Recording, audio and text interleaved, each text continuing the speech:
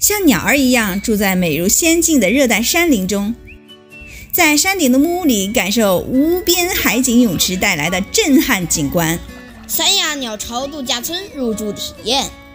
朋友们好，我们小马一家现在来到美丽的三亚亚龙湾热带天堂森林公园，准备体验一下山上的鸟巢。这里是亚龙湾人间天堂鸟巢度假村。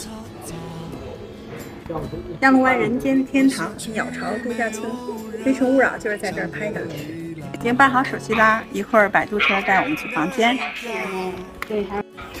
酒店摆渡车会把我们送到山上，听说上山的路非常刺激，必须要系好安全带。从路边到鸟巢需要走上一段栈道，热情的服务生帮我们拎行李。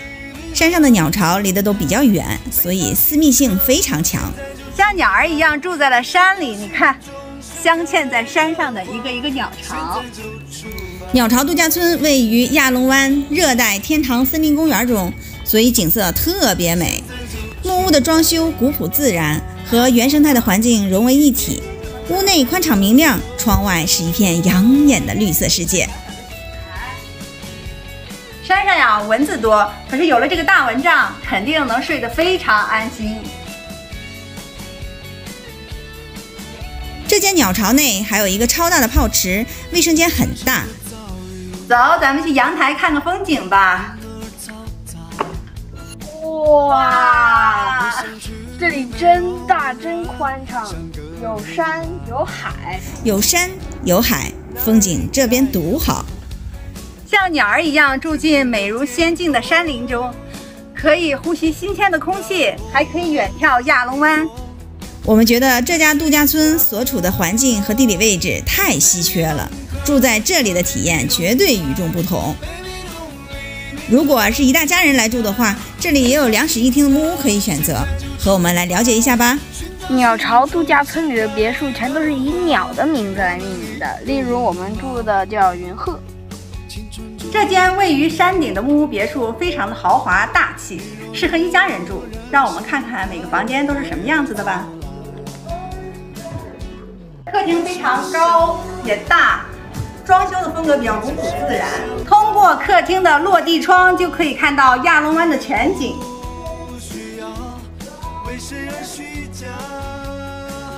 这里是主卧，一张超大的双人床。